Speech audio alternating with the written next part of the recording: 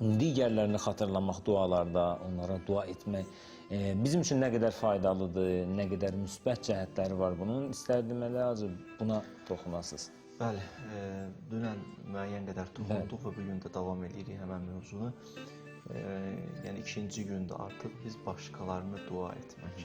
Və söylədim ki, bunun kökündə yatan bir məsələ var. Allah bizi hətta duada da belə özümüzü düşünənlərdən görmək istəmir. Yalnız özü üçün yaşayanlardan görmək istəmir. Duada belə fədakar olmağa bizi səsləyir. Yəni başqalarını da dua edin. Hətta mən mütaliələrdən belə nəticə çıxardaraq bunu deyirəm ki, nəinki bu günümüz üçün, bu günümüzün yaşayan insanları dua edək. Biraz qaydaq keçmişə, keçmişdə olan insanlar, o insanlar ki, artıq dünyalarını dəyişiblər, onlara da hətta dinimiz tövsiyə edir ki, dua edin. Yəni ölənlərə deyil? Bəli, ölənlərə. Birdən sual çıxa bilər ki, artıq ölüb gedib. Xeyr, orada bilirsiniz, əməl qapısı bağlanır. Yəni orada bir yaxşı əməl etsinlər, nəsə bir qazansınlar mümkün deyil. Amma hələ ki burada mümkündür ki, biz buradayken onlara nəsə bir pay göndərə bilərik. Onlara dua etməklə, onların adına sədəqə çıxartmaqla, onların adından ehsanlar etməklə onlara nəsə bir pay göndərə bilərik. Özləri üçün heç eləyə bilirlər artıq. O kəsildi, o qapı bağlandı. Ona görə bizə deyirlər ki, indidən qədrin bilin ömrünüzü. Bir zaman olacaq ki, bu ömür bir dəfə verilib sənə 70 illik. İndi neynədin, elədindir. İndi hara ucaldındır. Hansı yüksəkliyə getdin, çatdın. Aha, öləndən sonra artıq daha sən bir iş görə bilmirsən. Amma bərzəx aləmində bu aləmlə kontakt tam mənadakı kesilmir. Bizlər müəyyən əməllərimizlə onlara bir pay göndərə bilərik, dualarımızla hətta. Ona görə tövsiyə olunub bizə həm keçmişdə dünyasını dəyişənləri dua edək. Bir dənə icazə versiniz, biraz da mövzunu dəyişir. Hətta bizə deyiblər, nəinki keçmiş, bir baş vur gələcəyə də. Yəni, gələcəkdə gələn insanlar var, onlar da indidən dua elə. Yəni, insana Allah başa salmaq istəyir ki, sən 70 ildən ibarət deyilsən, sən bir dünyasın. Sənin özünün xəbəri yoxdur. Keçmişə də gedə bilərsən, keçmişdən çıxıb gələcəyə də gələ bilərsən. Keçmiş üçün də dua elə, gələcəyə rəhmət oxu. Yəni, sən o qədər faydalı bir insan olmalısan ki, həm keçmişdəkilər səndən faydalansın, həm gələcəkdə yaşayan insanlar səndən bəhrələnsin. Əgər belə yaşamamısansa, deməli yaşamamısan. 70 il üçün yaşamısansa, deməli yaşamamısan. Bu insan həqiqətən qəribə bir məxluqdur ki, Allah ona nələrə icazə verib, vallahi. Yəni, bu, belə deyədim, mən bu hədisləri oxuyanda, ümumiyyətlə, bunları mütaliə edəndə özümü dəhşət bilir ki, biz özümüzü tanımamışıq. Həqiqətən biz özümüzü tanısaq, ömrümüzün hər anından müsbət mənada yararlanmış olaraq. İcazə versəz, mən gələcəyə gedib dua eləmək haqqında bir dənə ayə oxuyub sizə. Rabbi iğfir li validey və li validey. İbrahim Peyğəmbər deyir, Allahım məni də bağışla, valideynlərimi də bağışla. Və li mən dəxələ beyti, mənim evimə daxil olanlar, Tohid evindən söhbət gedir. Yəni, o kəslər ki, o Tohid evinin içində daxil olurlar, bir müfəssirin izahıdır. Onlar qiyamətə qədər kimlərdir olar? Hamısını bağışla. İndi səhv eləyərlər, üsyan eləyərlər, günah eləyərlər. Onlar özləri üçün bağışlanmaq diləyicilər. Mən də onlar üçün bağışlanmaq diləyirəm səndən, ya Rəbbəl aləmin, indidən. Bu, Peyğəmbərlərimizdən birinin duasıdır ki, siz təsəvvürün gələcəyi, yəni bu günləri bizi dua edib. Əgər keçmiş bizi dua edibsə, biz keçmişi niyə dua eləməyək ki?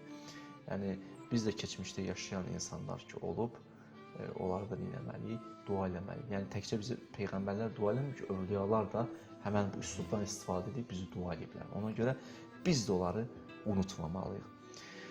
İcazə verirsinizsə, biraz da belə deyək, qayıdıq indi keçmişə hədislərlə. Mən dedim, axı, dünyasını dəyişənlərə dua etmək lazımdır. Hədisdə var ki, İmam Sadiq əleyhissalamdan, İzqalə raculu, yəni bir insan, belə bir dua ilə, Allahümmə iğfir lil müminin vəl müminat. Bunu çox eşitmişik. İmanlı insanları, imanlı xanımları, imanlı kişiləri bağışla. Davamına bax. Vəl musliminə vəl muslimat. Yəni, hətta dəyişdi mövzu. Biz yalnız namaz qılanlara dua eləməməliyik. Müsəlman qardaşlarım, müsəlman bacılarımız. Onlar ki, namaz qılmır. Onu da dua eləməli. İndi veriliş boyunda ona da toxunaram. iman əhli, yəni namaz qılan, ibadət edən üstə gəl.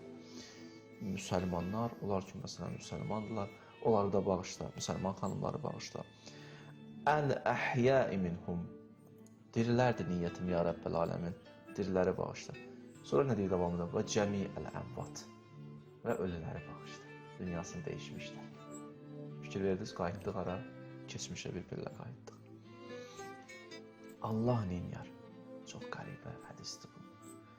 Raddallahu aleyhi bi ədədi ma məza və mən bəqiyə min kulli insanın dəvə.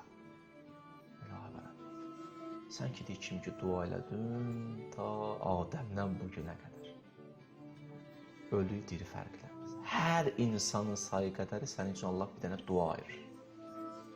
Elə bil, bütün insanlar sənə dua eləməyə başlayır. İndiyənə qədər olan insanlar.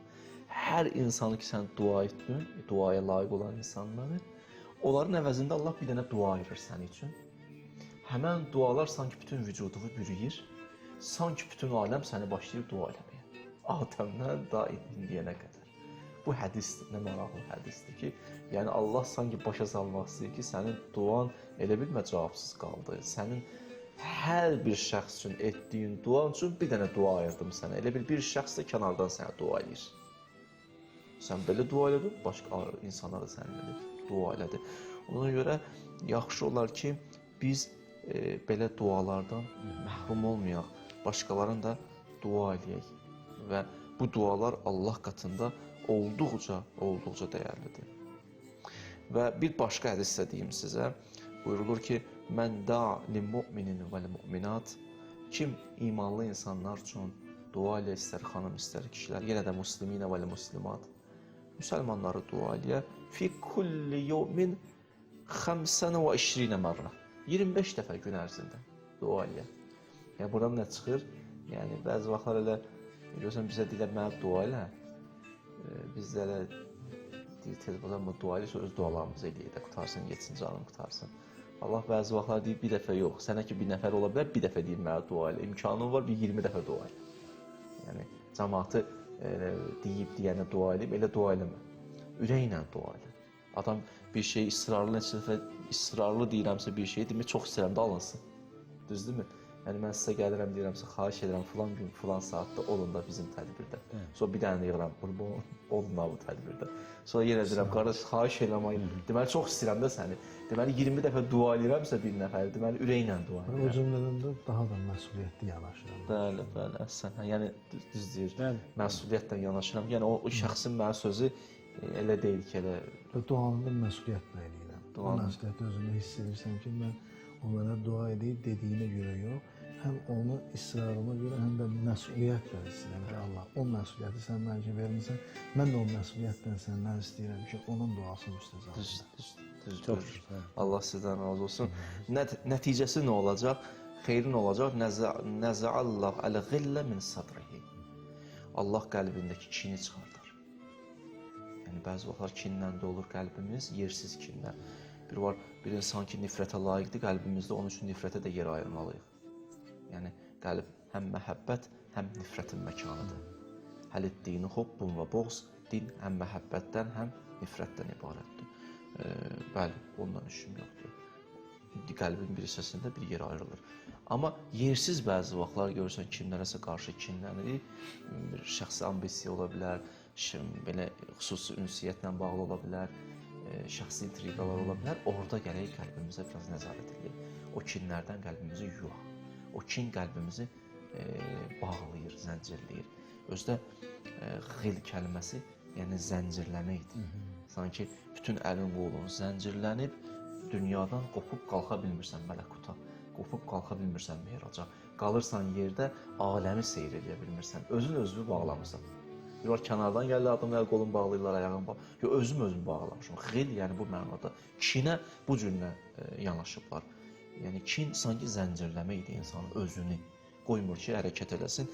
Deyir ki, sən başqalarına artıq dua eləyəndə bədəli nədir? Bədəl budur ki, qəlbində kin, yersiz kinlər çıxmağa başlayır. Buz kimi əriməyə başlayır.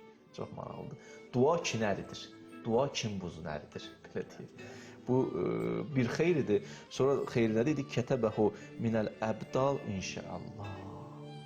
Nəticələrdən də biri budur ki, Allah səni övliyaların siyahısına yazır. Allah dostlarının siyahısına. Allahu Ekber. Biz İslam'ın o mütaliələrin birində Hz. İmam Sadiq Aleyhisselam'dan bir nəql edirdilər. İmam Sadiq Aleyhisselam'ın dövründə bir nəfər xanım gəmi ilə səyahətə çıxır. Təsadüfən gəmi batır. Həmən xanım bir taxta parçası tapır, sahilə çıxır, gəlir bir adaya çıxır. Adada bir oğru şəxs olur. Oğul şəxs tək adada qalır, bu xanımı görür, səslənir, cinlərdənsən ya insanlardan. Mən insanlardanam. Bəs gəmimiz batıb, mən bir parça ilə sahilə çıxmışam. Həmən ki, qaça-qaça gəlir, üzü istəyirəm, o xanımı qucaqlayır. Görür, xanım əsir. Dedim, nədən əsirsən? Kimdən qorxursan? Burada bir sənsən, bir mən. Dedim, Allahdan qorxuram. Bunun bu kəlməsi, mən o oğul şəxs dizini qoyur yerə, əllərini qaldırır. İlahi, mən bu günə qədər səni dərk eləməmişəm. Bu xanımın bu tərzi, bu həmən şəxsi tövbə eləməyə vadar edir. Bu duası tövbə eləməyə vadar edir. Üzün döndərir, davam edir yola. Yolda bir abid şəxslə rastlaşır, yol yoldaşı olurlar. Günün o qədər hərarəti olur, o qədər istisi olur ki, deyir, qərara gəlirlər, gəl bir dənə dua eləyək, Allah bizə bir bulut göndərsin, yolumuzu davam eləyək. Abid şəxs bu tövbəkar oğruya deyir ki, sən dua elədin, mən günahkaram. Allah mənim duamı eşitməz, sən dua elə. Abid şəxs dua eləyir, Allah bir dənə bulut göndərir, bunlar yollarına davam edirlər. Gəlirlər bir yolun sonuna çatırlar ki, abid şəxs yolun bir tərəfindən getməlidir, tövbəkar oğru yolun bir tərəfindən getməlidir. Bu sağollaşırlar, sağollaşanda abid şəxs görür ki, Allahu Ekber, bulut bu kişinin dalizə getdi, oğlunun dalizə getdi. Dərhal qayıtdı, gəldi, sən nə iş görmüsən ki, Allah bu mükafatı sənə verib. Başladı xanımla başına gələn hadisəni danışmağa. Tövbə eləyir. Ki, tövbə elədi. O xanımın o duası ilə, o Allahdan qorxusu ilə mən hidayət oldum və Allah o nəzəri mənə verdi. Belə başa düşdüm ki, bəzi vaxtlar dualardan da mühüm aminlər qəbul olur da.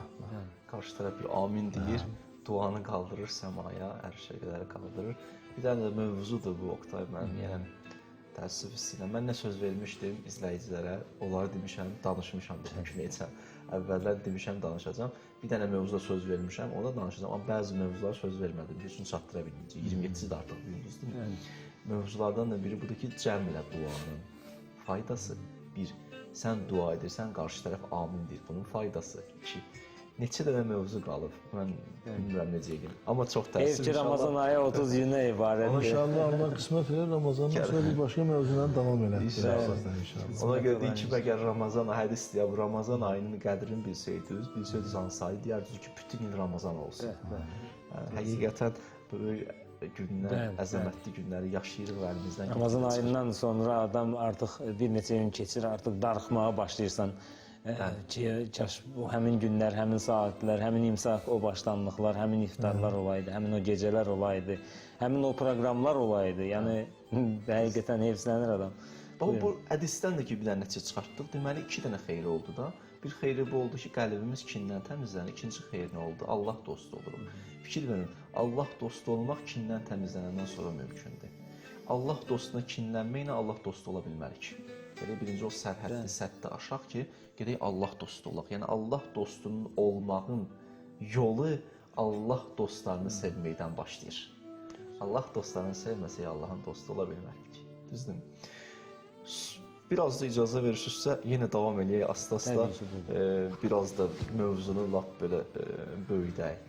Hədisdə var ki, İmam Kazım əleyhissalamdandır. Mən də'a li ixvanihi minəl mu'minin və lə mu'minat və lə muslimin və lə muslimat. Kim dua eləyə bir qardaşını, bir dostunu, qardaşını dua elə. Xeyri nədir? Vəkkəlallahu bih ən kulli mu'min mələkən yəd'ulə. Bu da gözəl hədisdir. Deyir ki, sanki əlvi qaldırdın, Allah səndən müsəlmanları dua edirəm, sən onlara kömək ol, onların başlayır dua eləməyə. Hər o adamın sayı qədər Allah sənin üçün bir dənə mələk yaradır. Həmən mələk sənə dua edir. Yəni, siz təsəvvür edin ki, Biz dua ilə mələk yaradırıq. Hacı bir nəfər adətən bu möminlər, ibadət əhli adətən belə deyirlər də, görüşəndə, ayrılanda deyirlər mənim üçün dua edərsən. Demək belə çıxır ki, mənim üçün dua edərsən deməklə əslində bu ona dua edir. Həm də şərait yaradır, böyük bir mənəvi zövq əldə eləsin. Yəni sən mənim üçün dua eləyərsən ki, sənə mələk ayrılsın, sənə böyük zövqlər verilsin, sən mənəvi bir zövqlər yaşa, eyni zamanda savablar o qədər saysız-hesabsız. Allahın nəzəri üzərində olsun sənin. Yəni nə qədər demək mənim üçün dua elə demək özü də bir duadır və böyük biz dua. fərqinə mən sizə dua edirəm, mələk mənə dua edir. Biz bunun fərqinə adətən varmırıq. Deyirik, hə dua eləyərəm baş üstə. Sən də mənim üçün dua eləyərsən. Keçib bəlkə də yaddan çıxır da. Çox gözəl olur. Amma nə qədər əhəmiyyətli məsələdir. Oqtay, əslində bir dənə yeni mövzu açdınız siz. O da budur ki, mən indi mövzum bu idi ki, mən başqalarına dua edeyim. Siz bir dənə qəşəng bir mövzu açdınız ki, başqalarına deyirəm, onlar mənə dua eləsinlər. Bu artıq ikinci mövzudur. Bunun haqqında yazılar qeyd eləmişəm. Ya sabahki verilişdə, ya o birisi verilişdə toxunacağam. Bu çox gözəl. Allah sizdən razı olsun. Bəli, siz qeyd etdiyiniz kimi biz başqasından dua istəməliyik. Və buna da çox səthi yanaşmamalıyıq və başqasına... Ya onu əziyyətə salmırıq. Əksinə ona biz fayda vermiş oluruq. O bilsə ki, biz ona hansı qapılar açmışıq, mələklər onu bütün aləm yığışıb o dua edir. Bundan böyük nemət mi var? Təsəvvür bir dənə səcdəyə gəlsən, dayandığın yerdən bir dənə dua edirsən, nə qədər mələk yaranır, onlar da sənə dua edir, ilahlar. Onların dua... Aha, sual çıxa bilər, mələk mənə dua eləyəndə xeyri nədir ki? Mələyin xeyirlə, dualarının xeyirlərindən biri budur, aramlaşırsan. İkinci xeyri budur, şeytan vəsvəsələr səni uzaqlaşır. Üçüncü xeyri budur, ibadətə qarşı süstlüyün aradan gedir. Nə qədər sayın? Onlar bu duaları yenidən yaşamaq olmaz. Üçüncü kaş olaydı, bəs edir də əslində. Davam edeyim. Biraz da yenə də bu mövzuda danışarkən bir şeyə toxunduğumda fikir verdiniz. Biz yalnız və yalnız elə namaz qılanları dua eləyib, bu da yanlışdır. Yəni biz namaz qılmayan qardaşlarımız var, bacılarımız var. Onlara da səcdələrimizə dua eləməliyik. Mənim neyimə lazım deyil. Biz onlara da dua edib onlardan hidayəti üçün Allahdan yardım istəməliyik. Allahım onları hidayət elə. Hidayətdən amma çətinliyi var dünyada. İndən dua eləməliyəm. Müşkülə həll olsun, çətinliyə həll olsun. Biz belə dualarda etməliyik onlar üçün. Və onlar görməlilər ki, biz onlara qarşı nə qədər belə deyək də o ilahi məhəbbətimiz var qəlbimizdə. Yox, onlara mən niyə dua eləməliyim, ibadət eləməliyim, bu yanlışdır. Yəni, bu cürlə yanaşmayan məsələyə. Mən bilirəm, namaz qılmayanlar da izləyir bizi. Yəni, onlar bilsinlər ki, mən onlara da dua edirəm. Şəxsən mən onları özümdə dua edirəm. Allah onları qorusun, Allah onları tezliklə namaz qılmağa nəsib eləsin. İcaba riayət eləməyən ana bacılarına icaba riayət eləməyə nəsib eləsin inşallah. İnşallah. Dualarımız da olmalıdır. Ümumiyyətlə, bilirsiniz necədir, Oqtay müəllim? Dinin ana qanunu cəzbdir. Ana qanun. İlk çəkməkdir dinə, Allaha, düz yola. Daha heç alınmazsa son həddə qırmaqdır. Sondur uzaqlaşdırmaq, əvvəl yaxınlaşdırmaqdır. Yəni, bəzi vaxtlar bəzi insanlar axırdan başlayır. Gedir lap axırdan, o yadımdır, Ramazan ayında o biri dua eləmişdi. Ya Rəbbəl aləmin, mən Kəbə evinin ətrafında bilir dua qəbul olur axı, tez qəbul olur. Bir də dua eləmişdi ki, ilahi və Rəbbim mənə övlad ver, subay edələr, ailə qurum, Allah sonra pul ver mənə, Allah maşın istəyirəm. Ən axırda da gəlmişdi, onsuz da yaşayandan sonra da öləcəm, onsuz da mənə şəhid eləyərsən. Əl-axırda şəhidlik. Necə bir qırğın düşür orada, belə aləm deyir bir-birinə, atışma olur, nə olursa ki, hərin qalır Allah deyim, Allah mən səndən istədim, və deməliyim ki, axırdan başlayaq. Əvvəldən nə qədər dualarım qalıb. İndi biz bəzi vaxtlar... Subay şəhid olmaq da bir şey deyil. İndi nə istəyim deyim, biz əvvəl işimiz cəzbdir, insanları maksimum gözəl şəkildə dəvət eləməliyik. Daha bir hədd var ki, o gəlmək istəmir, o gəlmək istəmir, Allah canı sağ uzaqlaşır və yaxud görürük daha bu hidayət olmur, əslində bizi zəlalət aparır, uçuruma aparır, ondan kesirik əlaqə. Necə ki, həkimin ilkin vəzifəsi müalicə eləməkdir, bəzi vaxtlar deyir, bu əl kəsilməlidir, qanqren olur, deyir, bunu kəsməsəm, get-gedə bütün vücudumu bürücək, mən məcburam bunu kəsim atım. ən axır hətta həkim onu edir. Əvvəldə eləmir ki. Bizim ilkin vəzifəmiz nədir? Cəzbdir. Məsələn, mən Sıffin müharibəsi olub da bilirsiniz. Əleyhissalam dövründə 3 dənə müharibə olub. Cəməl, Sıffin və Nəhrivan. Cəməl müharibəsi çox biraz çətin müharibələrdən keçdi. Çünki qarşı tərəfdə, o tərəfdə məsələn Müsəlmanlar, Zübeyir var idi, Təlhə var idi. Səhabələr, böyük səhabələr. Keçmiş sabiqələri var idi bunların. Yəni kiçik insanlar deyildilər. Bunlar haqqında tarix olsaydı mövzun mən geniş danışardım ki, bunlar kimdir? Nəsə. O çətin keçdi. Ondan sonra Siffin müharibəsi baş verdi. Siffin Muaviyyə ilə baş verən bir müharibə idi. Siffin müharibəsində Əleyhissalam müharibə ilə başlamırdı, uzadırdı. Hələ eləmək istəmirdi müharibəni. Elə biraz uzanırdı və uzanırdı. Hətta o həddə gəldi çatdı ki, Əleyhissalamın yanında olanlar bir qismi şikayət elədilər Əleyhissalamı. Mən onu qeyd eləmişəm. Gəldilər, dedilər: "Ya Əmirəl-Möminin, xəllafna darana və nisa'ana bil-Kufə." Ailəmizi, evimizi qoymuşuq Kufədə, gəlmişik. "Və ci'na bi-ətraf-əş-Şam." Gəlmişik Şam tərəfə, bu tərəfə, yəni Şama yaxın tərəfə. Biz gəlmişik müharibə eləməyə. Ailəmiz qalıb orada. Evimizi qoymuşuq, çıxmışıq, uşaqlarımızı qoymuşuq, çıxmışıq. Sən də demirsən başla müharibəni. Nədir məsələ? Niyə başlamırsan? Hətta bəziləri düşdülər şəkkə şübhəyə ki, Əli qorxur vuruşmaqdan. Bəziləri dedi, ola bilsin qorxur. Bəziləri dedi, bəlkə şəkkə düşüb, düz eləmir, düz addım atmır. Əli şəkkə düşər. Yəqin əhlidir o, yəqin əhli. Yəqin şəkkə düşməz ki.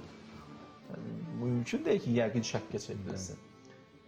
Xülasə, Əleyhissalam burada mübarək bir cümləsi var. Deyir, mən Peyğəmbərdən belə eşitmişəm ha. Dedi, gözləməyimin də səbəbi var. İlk sözü belə oldu. Əsaən yəhdədu. Ola bilsin, hidayət oldular. Biraz uzadıram. Bəlkə gördülər, düşündülər, nəticə çıxartdılar. Bəzi vaxtlar bir adam haqqında görmürsən ona. O qədər pisləyirlər səni onu. Hə? Pisləyirlər, adamda görürsən bəzi vaxtlar onlarda bir pis fikir yanır. 2 dəqiqə gəlirsən onun simasına baxırsan, 5 dəqiqədə söhbət edirsən, bu dəryadır bu insanı, mən niyə pis fikirlərə düşmüşəm bunun haqqında. Düzdür? Əleyhissalam deyir, dayanmışıq, hələ tələsməyin, onlar bizi görürlər, biz onları görürük. Bəlkə hidayət oldular. Bir, davamında buyurdu, o təhdədi minhum taifə. Hamısı da olmasa bəlkə bir qrup hidayət oldu. Gözləyək də. Ümid edir. Ondan sonra görün nə qədər cəzb var. Ondan sonra dedi bir cümlə işlətdi. Dedi, Xeybərdə Rəsul Əkrəm mənə bunu dedi. Dedilər, nə dedi sənə? Fə innə Rasulallah qaləli yevməl Xeybər. Xeybər müharibəsində Allahın Rəsulu mənə belə dedi. Ləin yəhdiyəllahu bikə raculan vahidən. Əgər Allah Taala sən əlinə bir nəfəri hidayət eləsə Əli, xeyrun lək mimma tələat aleyhi şəms. Günəşin şüası ki, hara düşür, bütün aləmi ki, bürüyüb. Yəni, sanki bundan bunun nəticə almaq olardı. Bütün aləmi sənə versələr, bu hara, o hara. Mən belə nəticə aldım özümü. Ondan yaxşıdır. Ona görə mən gözləyirəm ki, hidayət olsun. Bir də ki, mənə yaraşan sözdür bu. Əli qorxur. Mən müharibələrdə böyümüşəm. Həm də ki, üzr sənazı, Həzrət Əleyhissalam Allahın təbii ki, hökmlərinə gedir. Bilirsiniz, Həzrət Adəm Əleyhissalamı yaradanda Allah dedi, sənin övladlarına 7 xislət verəcəm. Bir də nə idi? Daim üzr istəyirəm. Bir də bu idi ki, günah eləyəndən sonra deyir, mələklərə deyər, qələmi qoyun yerə. Günahın yazını 7 saat bir müddət verər. 7 saat müddətində Allah gözləyər ki, bəlkə tövbə elədi. Bəlkə hidayət oldu. Bəlkə peşman oldu. Ondan sonra elə qoy peşman olsa günahın yazılmır. Həzrət Əleyhissalam da Allahın hökmünü icra elədi. Bəlkə gözlədi, bəlkə bunlar peşman oldular. Üzr istəyirəm. Xoşdur. Söz müdaxilə deyildi, elə mövzu elə eyni mövzudur. Çox qəşəng. Allah razı olsun sizdən. Orada Əleyhissalam baxın, mən müharibələrdə məni görmüsünüz də. Doğrudan insanlar nə qəribədir, bəzi insanları. Sən bu kişini görmürsən, bu ömrünün bir qismi müharibədə keçib. Özü kimlərlə vuruşub? Pəhlivanlarla çıxıb. Biri durdu da Əmr ibn Əbdova dedi də, dedi, Əla raculun minkum. Aranızda bir kişi var mı çıxsın qabağa? Və orada bəziləri nəql edir ki, ilahi, gördük, bir qism bəzilərinin elə dayanıblar düz yerində ki, qorxurlar ki, Peyğəmbər birdən deyə sən keç qabağa. Orada indi Təsəvvür Əleyhissalam dedi ki, ya Rasulallah, olar ki, mən çıxım. Olar mən çıxım. Bəlkə də o bəziləri bir dərindən nəfəs aldı, şükür Allah da bizdən keçdi. Bu çıxdı da, qutardı da. Peyğəmbər dayan. Peyğəmbər də bilir neydi. O tərəfdən yenə qışqırdı. Əla raculun minkum. Var çıxsın bir nəfər. İndi o bəzilər yenə də nə oldu? Bu da atmosferi bir nəzər olunub, psixoloji anları nəzər olunub. Ay Allah, bu nə məsələ düşdü? Buradan deyər Peyğəmbər dur, keç onunla vuruşmaq olar onunla. Ələsən indi Peyğəmbər mən çıxıb dayan. Axırda dedi çıxım, dedi çıx, indi get.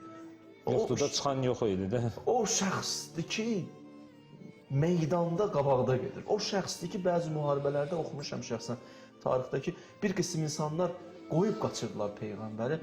Əli əleyhissalam neçə nəfər qalmışdı, dayanmışdı, sinəsini qabağa vermişdi bu şəxsiyyət. Heç geriyə çəkilməmişdi. Orada mübarizə aparırdı. Ona görə qayıtdı onlara bir kəlmə söz işlətdi. Nə danışırsınız?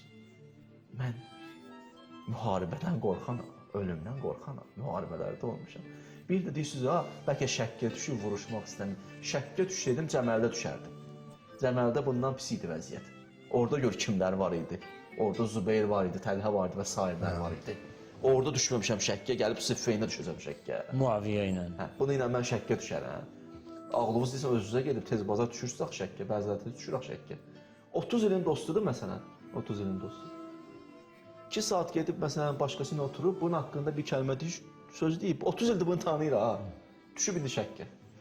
30 illik yəqinli 2 saatda şəkkə verən insan hələ hamiyə düşər şəkkədə. Bəli. Hələ öz aspektindən baxır, təhlil edir axı qarşı. Bu da elə mənim kimidir. Bu o şəkkə düşər, hələ şəkkə düşər. Doğrudan gülməli sözdür. Yəni Peyğəmbər onun haqqında nə deyir? Deyir ki, mövzum dəyişir, biraz zaman demək olar bir neçə dəqiqə vaxt var. Yox, bu kəlməni deyim, mövzudan narahat olmasa, duadır elə, söz vermişəm, əvvəldən axıra duadır.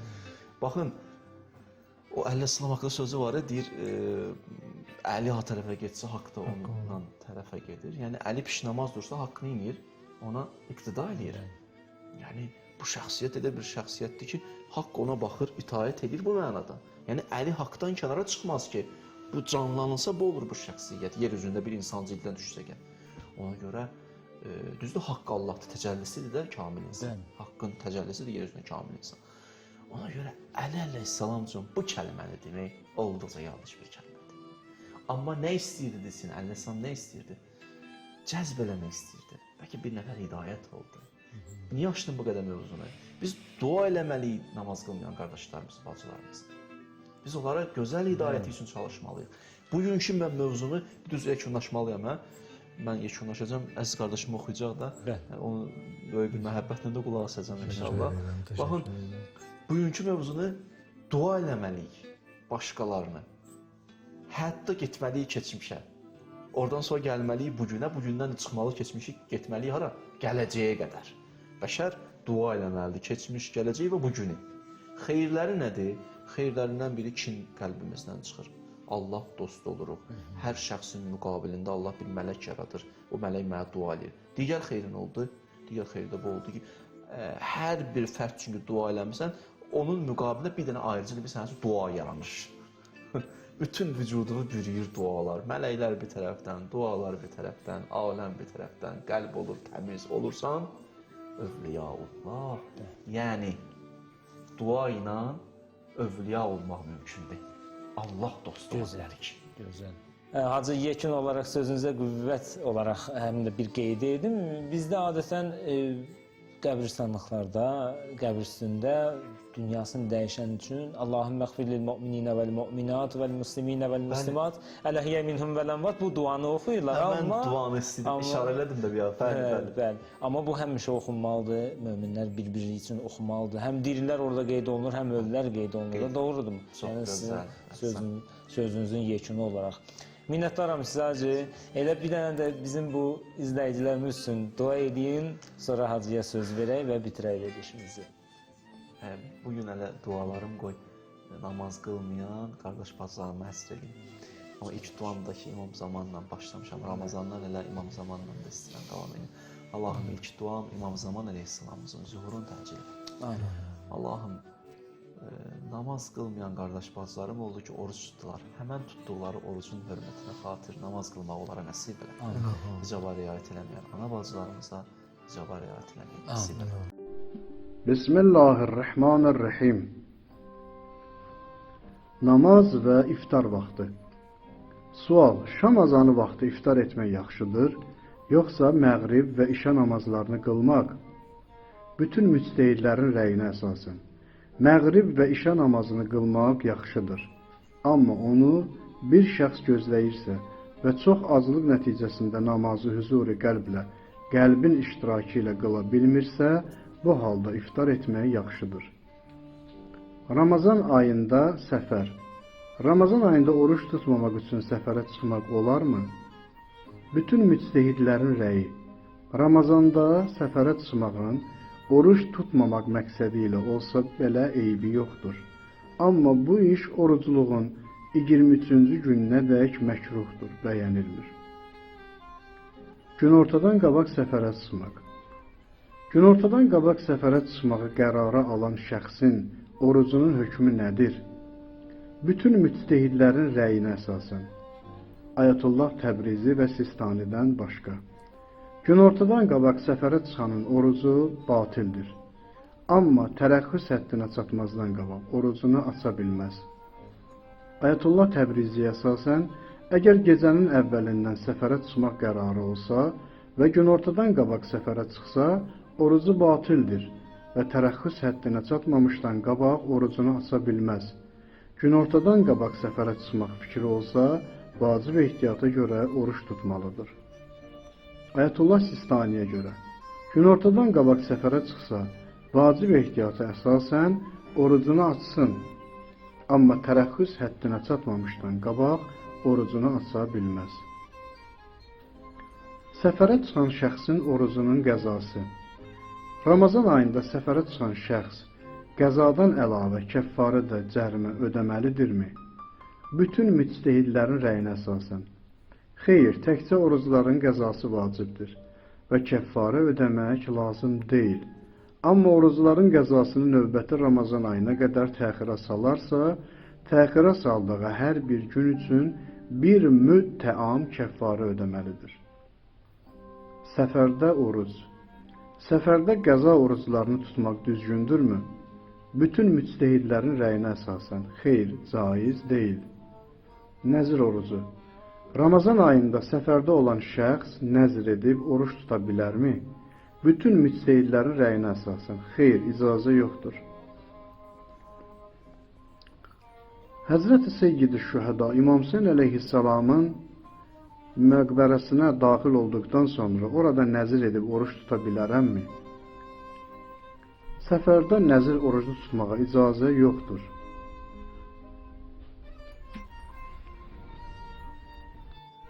Bismillahirrahmanirrahim. Vacib oruclar hansılardır? Vacib oruclar bunlardır. 1. Ramazan ayının orucu. 2. Kəffarı orucu. 3. Qəza orucu. 4. Nəzir, əhd və and orucu. 5. Oruç tutmaq üçün muzd alan şəxsin orucu. 6. Eytikafın, yəni məsciddə yerinə yetirilən 3 günlük ibadət, 3-cü gününün orucu. 7. Təməttü həccində qurbanlıq əvəzi üçün tutulan oruc. Bəs haram oruclar hansılardır? Haram oruclar bunlardır. 1. Qurban bayramı günü tutulan oruc. 2. Fitr bayramı günü tutulan oruc. 3. Minada olan şəxs üçün təşrik günlərinin orucu. 4.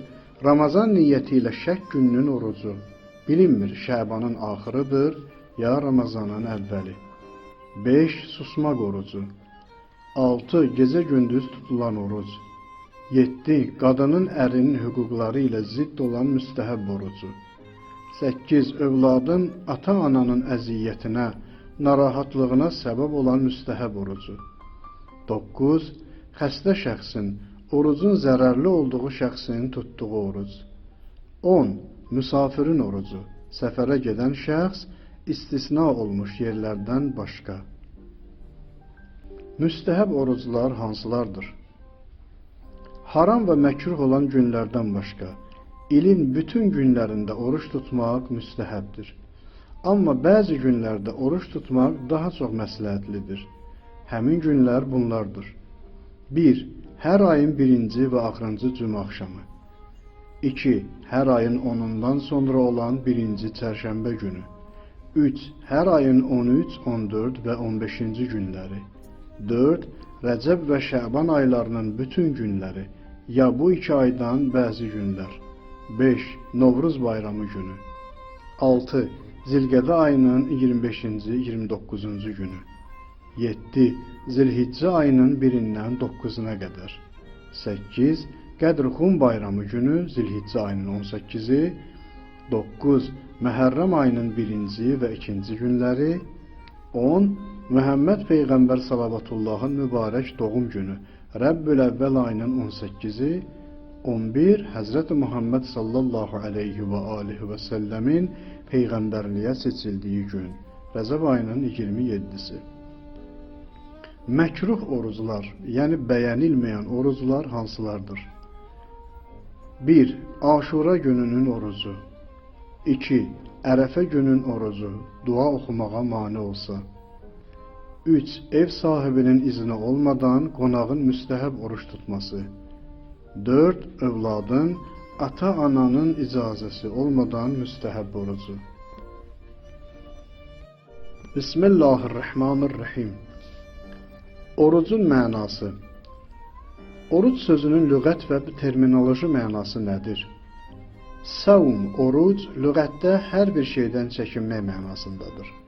Amma fiqh terminologiyasında Allah əmrini yerinə yetirmək məqsədi ilə sübh azanından məğribə qədər 8 şeydən çəkinmək mənasını bildirir. Orucun tarixçəsi. Orucun tarixçəsi hansı zamandan başlayır?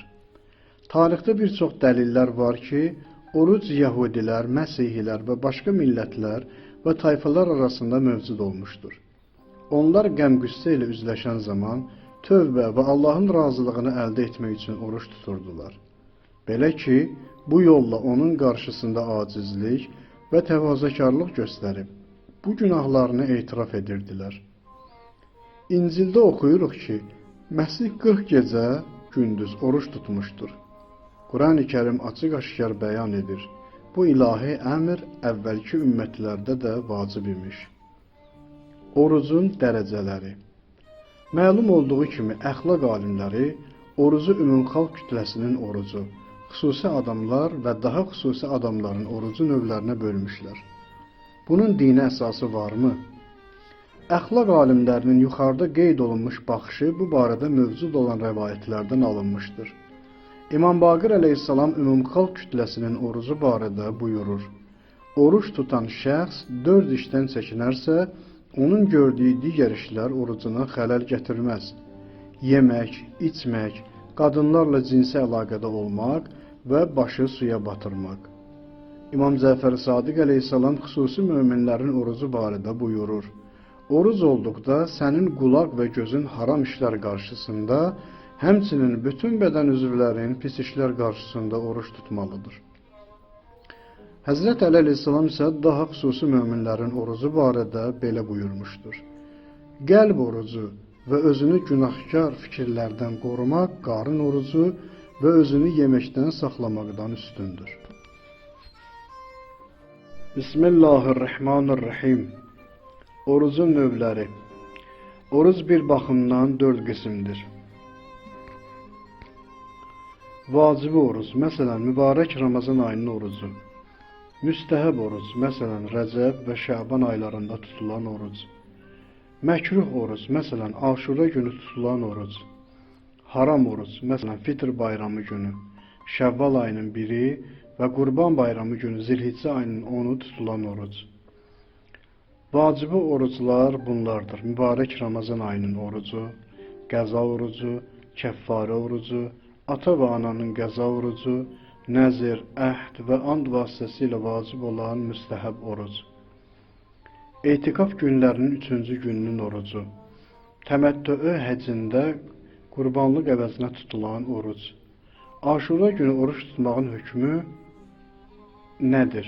Aşura günü oruç tutmaq olarmı? Cavab məkruhdur. Sükut orucu. Eşitmişəm ki, sükut orucu tutmaq haramdır. Amma bəziləri deyirlər ki, sükut orucu tutmağı nəzir etdikdə halal olur. Bu söz düzgündürmü? Cavab: xeyr, haramdır. Zövcənin və övladın orucu. Haram orucların qismləri sadalanarkən deyilir: əgər zövcənin oruç tutması ərin haqqına maneçilik törədərsə, yaxud övladın oruç tutması ata-ananın əziyyət çəkməsinə bais olarsa, oruç tutmaq haramdır. Sual budur ki, bu oruç təkcə müstəhəb oruca şamildir, yoxsa vaxtı geniş olan vacib oruca da şamil olur? Cavab: vacib oruca şamil olmur. Orucun vacib olma şərtləri. Bu şərtlərə sahib olan şəxsə oruç tutmaq vacib olur. Şər'i baxımdan həddi buluğa yetişən, ağlı olan, oruç tutmağa qüvvəsi vardır, bihuş halda deyildir, səfərdə deyildir, heyzli və nifaslı deyildir. Orucun ona zərəri yoxdur. Orucun ona böyük əziyyət və çətinliyi yoxdur.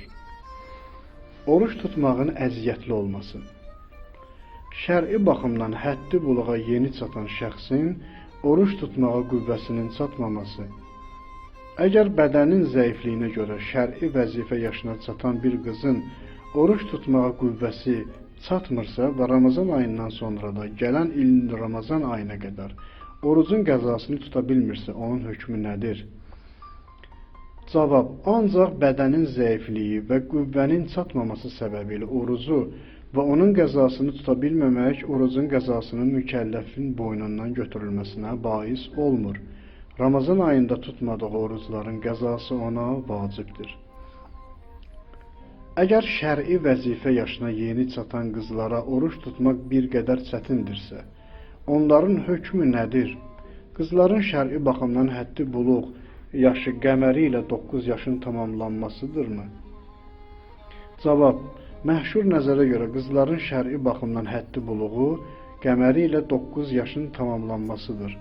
Bu yaşda oruç tutmaq onlara vacib olur və bir sıra üzrlərə görə orucu tərk etmələrinə icazə verilmir. Amma əgər oruç tutmağın onlara zərəri yaxud böyük əziyyəti olarsa, iftar etmələrinə icazə verilir. 9 yaşlı qıza oruç tutmağın vacib olduğunu nəzərə alaraq, əgər o çətin olduğuna görə orucunu iftar edərsə, orucun qəzası ona vacibdirmi, yoxsa vacib deyildir? Cavab: Ramazan ayında iftar etdiyi orucların qəzası ona vacibdir. Mən bədənimin zəifliyinə görə buluq yaşlarından 12 yaşıma qədər oruç tutmamışam. İndi mənim vəzifəm nədir? Cavab: mübarək Ramazan ayında tutmadığın orucların qəzasını tutmaq sizə vacibdir. Çünki siz şər'i vəzifə yaşına çatmışdınız. Əgər Ramazan ayında orucu bilərəkdən ixtiyari olaraq və heç bir şər'i üzrü olmadan iftar etmisinizsə, sizə kəffarə də vacib olur.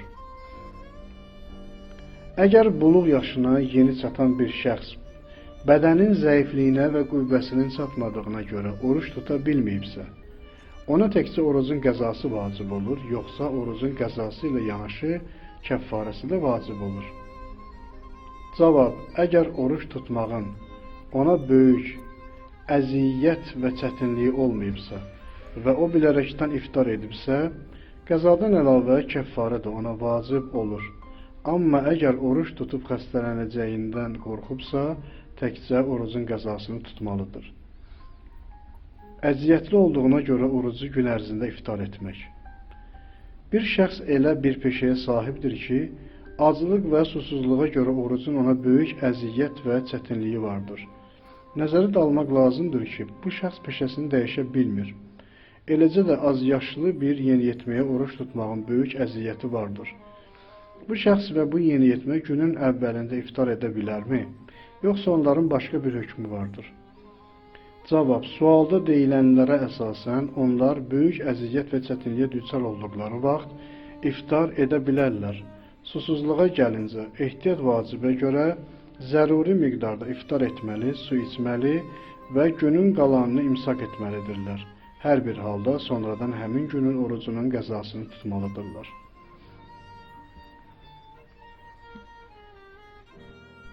Bismillahirrahmanirrahim. Ramazan sözünün mənası nədir? Ramazan rəmz kökündən olub, qızmar, isti və günəşin daşa və quma saçması mənasındadır. Ramazan ayı acılıq, susuzluq və çətinliklər qarşısında dözüm ayı olduğu üçün bu adı almışdır. Bu ay hicri qəməri təqvimində ilin 9-cu və yeganə ayıdır ki, adı Quran-ı Kərimdə çəkilmişdir və Allahın adlarından biridir. Bu baxımdan rəvayətlərdə bəyan olunmuşdur ki, mah kəlməsi Ramazan kəlməsinə artırılsın və heç vaxt ayrıca işlənməsin. Ramazan ayının bütün aylardan üstünlüyü vardır. Çünki bütün qiymətli səmavi kitablar, Tövrat, İncil, Zəbur, Suhuf və Quran məhz bu ayda nazil olmuşdur. Qədr gecəsi və Həzrət Əmir əl-Müminin Əli əleyhissalamın şəhadəti bu ayda baş vermişdir. Bismillahirrahmanirrahim. Bəlkə bu xüsusiyyətlərə görə uyğun orucun fəlsəfəsi seçilibdir.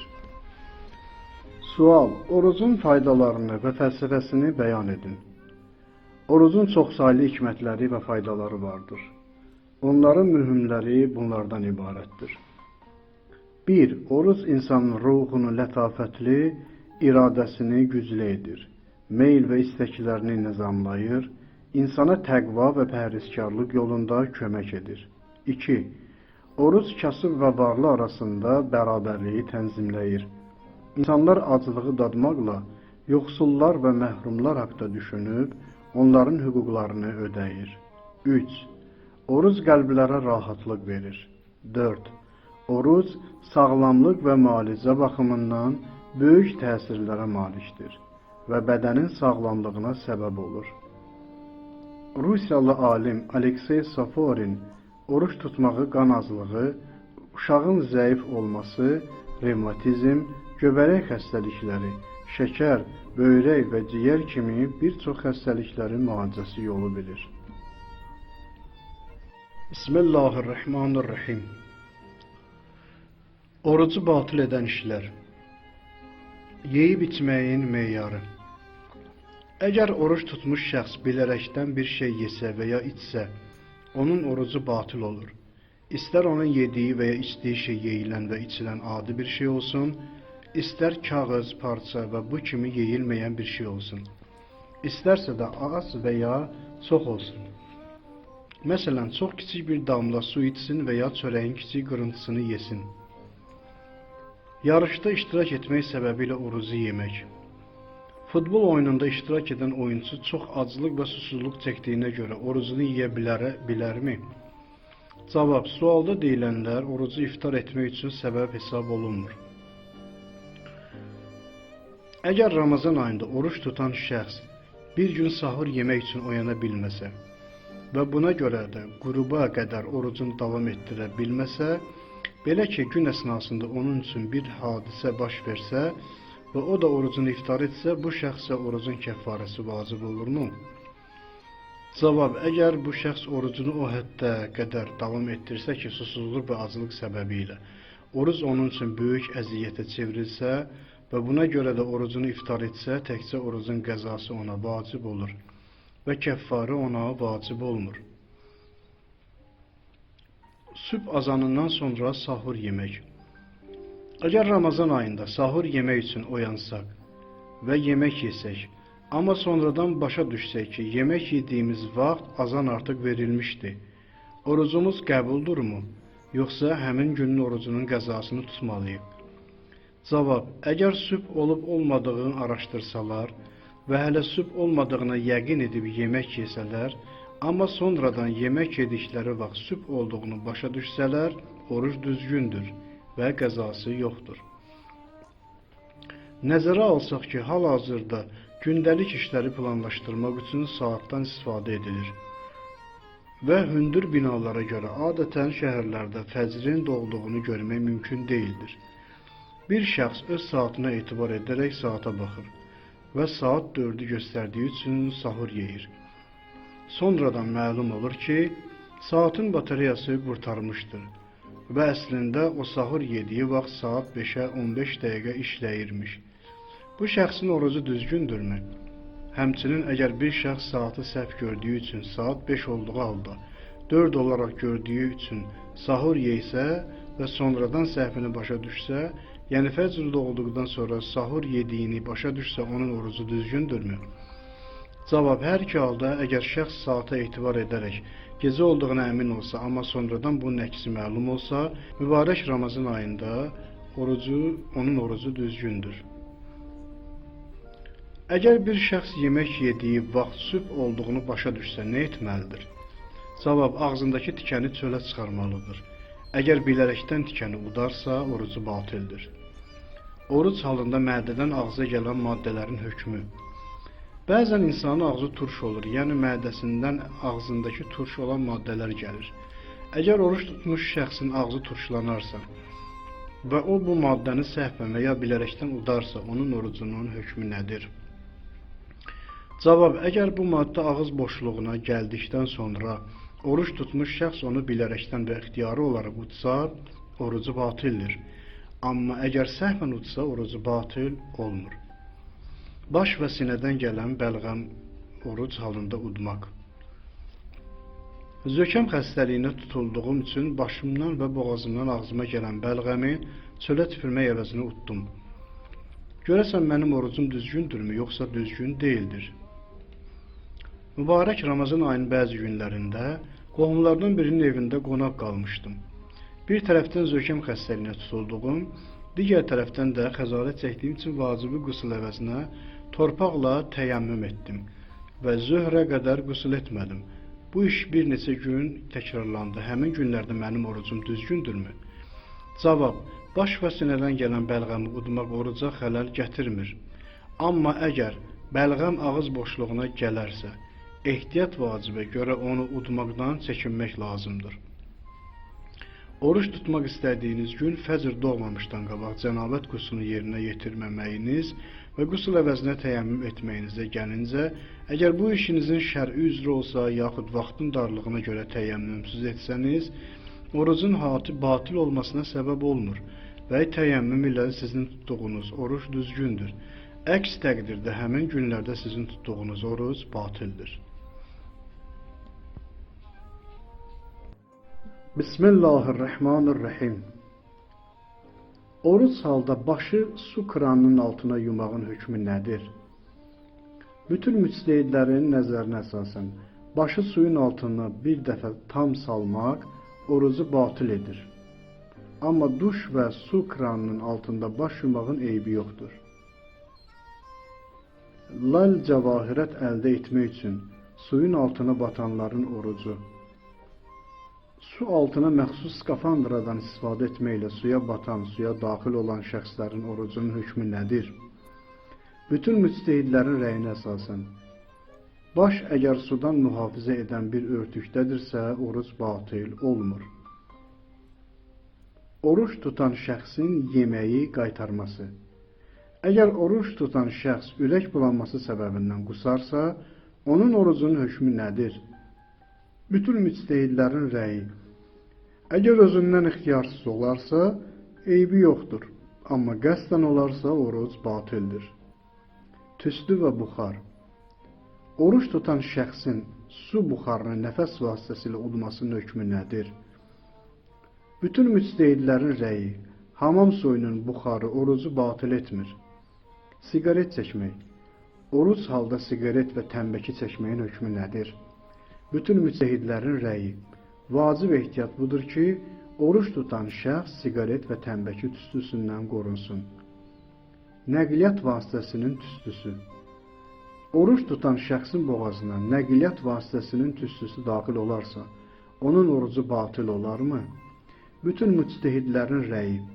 Əgər qalın tüstünün boğaza çatmaması inamı ilə nəqliyyat vasitəsinin kənarında durarsa və tüstü qəfil surətdə boğazına çatarsa, orucu düzdür.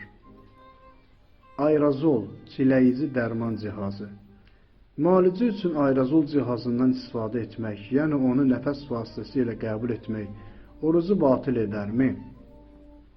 Ayətullah Bəhcətdən başqa bütün müctəhidlərin rəyinə görə, əgər buxar qatı halda olarsa, vacib ehtiyata əsasən onu boğazına çatdırmamalıdır.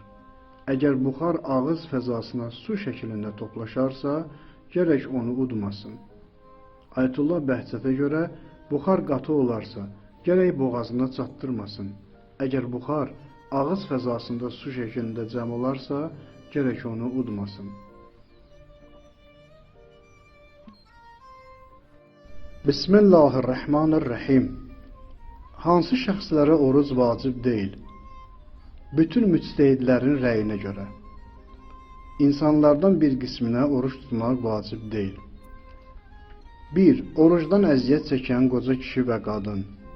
2. Hamilə qadın, əgər uşaq və ya ana üçün zərərli olarsa. 3. Süd əmizdirən qadının oruç tutmağı, əgər uşaq və ya ana üçün zərərli olarsa. 4. Xəstənin oruç tutması, əgər onun üçün zərərli olarsa. 5. Xəstəliyi olan elə bir şəxs ki, çox susaya və susuzluğa dözə bilməyə. 6. Həddi buluğa çatmamış şəxs. 7. Heyz və nifas qanı görən qadın. 8. Səfərə gedən və bir yerdə 10 gün qalmaq qəsdi olmayan şəxs. 9. Bədəni zəif olan şəxs. Oruç tutmaq ona dözülməz həddə əziyyətlidirsə. 10. Huşu olmayan və ya huşsuzluqla gün keçirən şəxs. 11. Dəlilər.